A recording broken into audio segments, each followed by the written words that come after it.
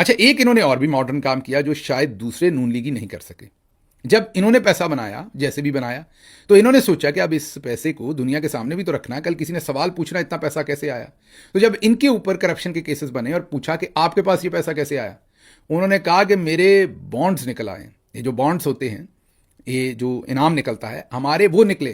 कहा जाता है कि पता नहीं 49 मिलियन के बॉन्ड्स ही उन्होंने अपने निकलवा दिए रातों रात के मेरे। ये कहा जाता है, क्लेम किया जाता है, इनके ऊपर नैब का रेफरेंस बना था कि इनके बॉन्ड्स बहुत निकलते थे। अब आप सोचेंगे वो क्या मामला है? वो मामला ये है कि अगर मेरे पास कोई ऐसे पैसे हैं मेरे पास जो मैंने करप्शन से या किसी तरह भी कमा के रखे हुए हैं, तो जाहिर है वो मैं बाहर तो नहीं कर सकता। अगर मैं उन पैसों को बाहर निकालूंगा तो हुकूमत, टैक्स, नैब पूछेगा ये पैसे आपके पास कहाँ से आए।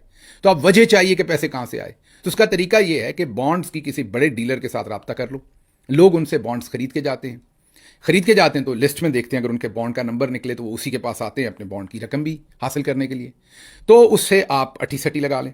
वो जो दुकान वाला होगा वही उस बॉन्ड जो बेचने वाला होगा, जो शख्स जिसका बॉन्ड निकलेगा और लेके आएगा कि जी ये मेरा बॉन्ड निकला, ये देखें नंबर, तो उसका अगर लेट से 1 करोड़ रुपए का नाम निकला है, तो बॉन्ड वाला कहेगा कि आप अपने अकाउंट में ये 1 करोड़ रुपया ना लें, ये हम ले लेंगे, पता नहीं अभी 3 4 6 महीने लगने, आपका 1 करोड़ का निकला है ना। वो कहेगा हाँ जी, ये लें आप 1 करोड़, या ये लें 1 करोड़ 2 लाख, या ये लें 1 करोड़ 5 लाख। वो बंदा पैसे पकड़ेगा, कैश में उसे पैसे मिल रहे हैं, कोई टैक्स नहीं कट रहा, कुछ नहीं हो रहा, वो पैसे पकड़ के रवाना हो जाएगा। बाद में बॉन्ड वाले जो साहब हैं वो बुलाएंगे साद रफीक साहब को, या जिन्होंने भी अपना बॉन्ड निकलवाना है, उनको कहेंगे कि जनाब भरें इसमें अपना सारी इंफॉर्मेशन। तो अब इंफॉर्मेशन भरी तो वो जो 1 करोड़ रुपया निकला वो वाइट हो गया सारे का सारा, क्योंकि अब आपने इनाम जीत लिया।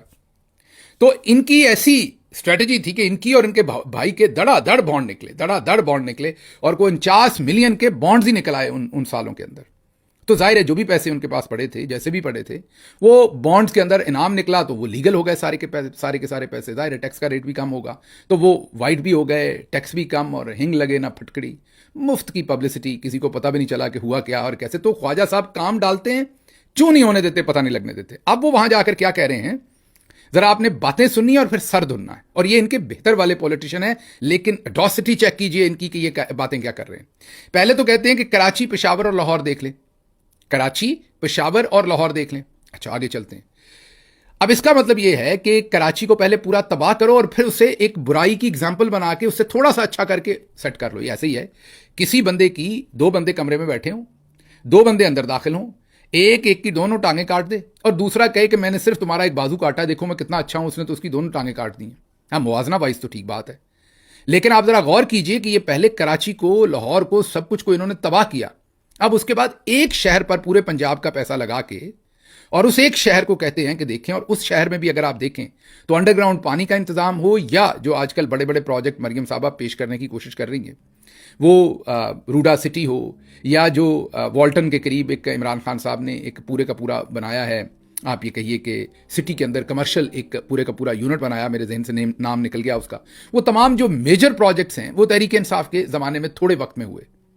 चंद सड़कें और अंडरपास और इस तरह की चीज़ें बना के उन्हें लगता है कि लाहौर बहुत बेहतर है और कराची, क्योंकि अब मसला ये कि कराची तो वहां पीपल्स पार्टी है, वो तो मेरा मतलब है कि बगैर पानी के, बगैर मुंह गीला किए ही निकल जाते हैं जो कुछ उन्हें मिले। तो ये कहते हैं देखिए हम उनसे बेहतर हैं, तो इसलिए आप हमें चुन लें। तो ये नहीं देखते कि 1947 में हम आज़ाद हुए थे, बॉर्डर की परली तरफ जाके देखेंगे इंडियन पंजाब में क्या है, वहां 600 यूनिट की बिजली फ्री है। और यहां लोगों के साथ हशर आपने क्या किया हुआ है। लाहौर का मुकाबला आपने उधर क्यों नहीं करना, आपने कराची से जाके क्यों करना, जहां आप ही के कजन जो हैं या आप ही के भाई जो हैं उन्होंने तबाही मचा रखी है। अच्छा, खैर, पेशावर की जहां तक बात करें तो आप सबके सामने है कि पेशावर के अंदर जो टेररिज्म है, जैसे आज बलूचिस्तान की बात करें कि वो बहुत ज़्यादा प्रोग्रेस क्या होनी है बलूचिस्तान में, भी आपको BLA की हमने सूरत हाल दिखाई है, जहां अमन ही नहीं है वहां प्रोग्रेस आपने कितनी कर लेनी है। लेकिन बहरहाल जो भी उस सारे सूरत हाल के अंदर भी काम हुआ, वो अगर आप तकाबली जायजा लेंगे तो किसी सूरत भी कम नहीं होगा जो वहां पर आज भी शहरियों के पास सहूलतें हैं। शायद यही वजह है कि वो बार बार एक ही पार्टी को मुंतखब कर रहे हैं, कोई तो वजह होगी ना। वहां के लोगों का ऐसा थोड़ी है कि उनको सोचने की सलाहियत नहीं है।